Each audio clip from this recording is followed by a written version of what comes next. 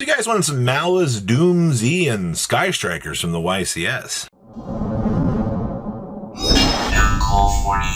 Make sure you guys smash the crap out of that subscribe button so you guys don't miss out on more content. You know what we're here for, right? You get to see Maliss actually coming back out into the world and showcasing, hey, we can actually do something. And obviously, who doesn't need their starters? White Rabbit, Dormouse, yeah, who cares if they're limited to one?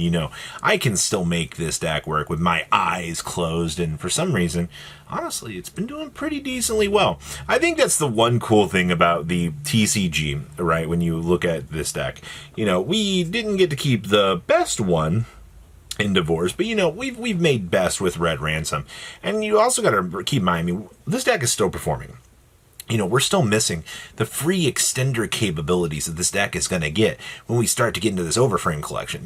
Big differences between the OCG and, us. Unfortunately, Lord Darkness still kind of locked up in their side of the game because, they were abusing the living crap out of it, Maliss. But this card's kind of turned into more of a clutch guideline for us. Definitely ensuring that, it will be able to get us some power. But at the same time, you kind of got to keep things more realistic. Just kind of keep things going. So, in terms of this deck, though, I do see we are playing Fallen and Virtuous, which is an interesting choice. You have 2 loaded down targets in here just to be able to get that full advantage. And, of course, the Holy Crap Angry Machine itself. I don't know how many times I'm going to get to watch this card, pop up because decks are able just to make the Zena's Deceiving Dolls and just be able to make this. The next thing you have to do is just get to the Charmer Quartet, get your machine rolled on up here or your attribute, and basically, congratulations, you have free spell negates. That's like the toxic side of today's metagame. It's just the application of being able to use these sorts of things. So, I'm happy to see Maliss doing its thing. I'm glad that, with all of the tools, this deck is essentially just doing very, very, very well. Next up here, we have Doomz. Yes, the Doomsy Woomsies. Honestly, this deck, I really, really thought was just dead. Which is kind of sad, actually, because before the Roll-Ad set came out, Doomz was really killing it, man. They were doing extremely well in tournaments. We had a couple of surprises in, some of the top 8s out of YCSs. And then you just look at the most recent set and this deck just fell off. I think this is the first resurgence that we've had, especially making it into a top 32 in quite a little while. But you're still using a lot of the same technology that the last list was basically using. You're still looking at playing the Magical Midfield Breaker, especially, going into siding, just to kind of guarantee that your field's going to be a little bit more protected as you're kind of going through playlines, which is not bad. I like that. I like that you're getting that payoff for looking at Magical Midfield Breaker as a support card. And then, a lot of Pot of Sloth action just to be able to dig into the deck. Illusion Gate for the board breaking. It's a lot of standard talents like that. But I also do like the fact that this list is choosing to play Triple Crown in its main deck. Crown has been a little bit back and forth. Maybe not like the greatest of challengers in today's meta, but I still think this card helps out a lot in these rogue decks. Also, shout out to this guy. Dimension Cuck is still doing absolutely fine within today's format. Outside of that, we have the Ashes side deck, we have Fuas in the main, we have the Perulias in the side deck to be able to bring in depending on the situation that we need. You're obviously going with the Maximized Terminus to be able to bridge on into the big guy to see Jerpedo, because Jerpedo is your deck.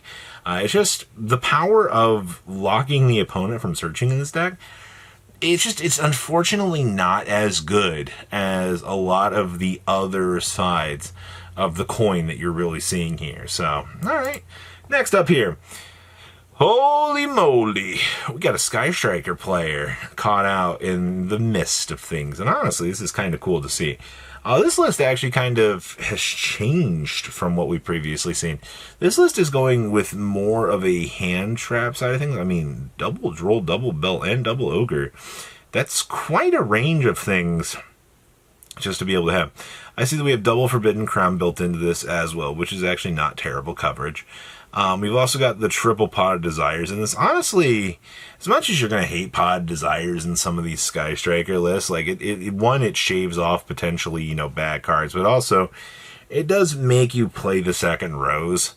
Unless you're absolutely crazy and you play the one rose triple pot. But, you know, variance sake tells me that you're playing an extremely dangerous game and you don't want to lose that. Losing this just causes your entire combo to go down the shitter. Outside of that, I mean, like, you're playing the double Lemon Escape. Considering the fact this was under 1,000 people, you probably got away with Lemon Escape being decently, like, reserved for being able to do what it needs to do, which is not surprising.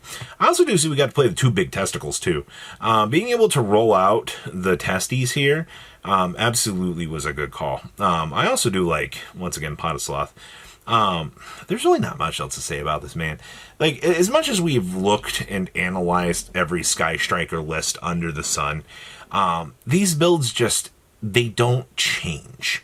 You know, your tech choices are, how many Potted Desires do we want to play? What's our hand trap count that we're going to build into the deck? You know, do we need more to be more aggressive with the hand traps? Do we need to roll off just a little bit? You know, what do we need to do on the control sector to get the best results for this? You know, what's our coverage going to be? And usually, you know, those ratios are going to work. Also, you know, how many crowns are we going to play? Next up here. Holy moly, well, good old Alistair the Invoker. So 3, 6, 8, 9, or 7, 8, and then good old 9. This is what we're talking about, right? As long as you got the imposter Crowleys in the deck, well, I mean, look at him. He's the biggest fraud of them all. Just honestly, having access to 9 Alistairs was just enough to make this deck work out. And I honestly don't know if Konami really thought that people were going to just walk over and play Sorcerer of the Swamp in this deck and just try to make the deck work out. But honestly, it's been working out hilariously well, man. Being able just to rotate through Alistair after Alistair, as you're putting that pressure on your opponent, it really just puts you in good positions.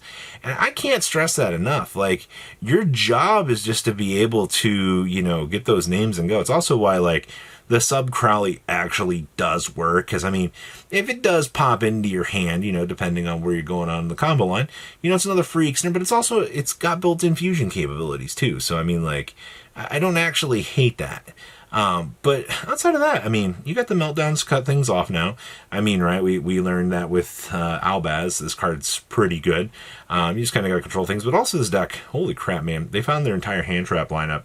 Just toss it into the side deck, basically. I mean, like, you got Ashes, Fuas, and Perulias, but, like, Crow, Shifter, Bells, Ogre, like, you're going to be calling them up when you need them. I also do see we are having the Gamma summon down here in the side deck as well. Not really looking too crazy on this.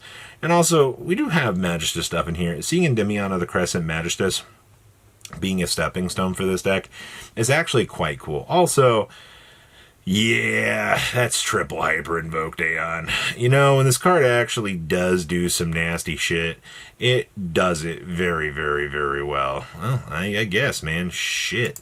Next up here, we also have, man, these roll-out decks are getting kind of insane. So this is a 60 card, haha funny, with branded built into the deck, triple blazing the triple Luber Pooper, and well, still, you know, the full Albaz package just to go to town. But also, we were feeling spicy today. We decided that we were going to toss some lava golems in the equation just to be able to board break the opponent, which actually is very funny, honestly. I do like this. But also, I mean, we got the grass looks green. We're also playing Decisive Battle of Gondal. Really? I mean, to be fair, this is a free send to, you know, stop something from being destroyed by battle or card effect.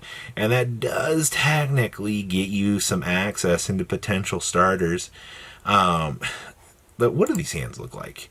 Oh, I mean, that's Branded Fusion plus Black Chaos. Holy crap. And you have Perulia. Shit, maybe I should play this deck. That hand's nuts.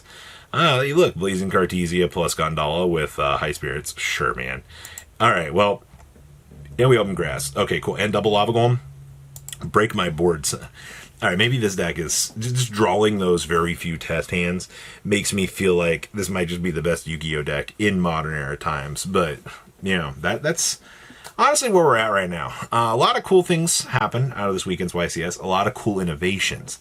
I think that's the thing I'm liking most right now is as we're just peering into how things are going, you got a lot of cool things that are happening right now. You know, maybe not like solvable, but I mean, like, maybe there's some potential. You guys have a good rest of your day and stay safe out there, right? patrons. Thank you.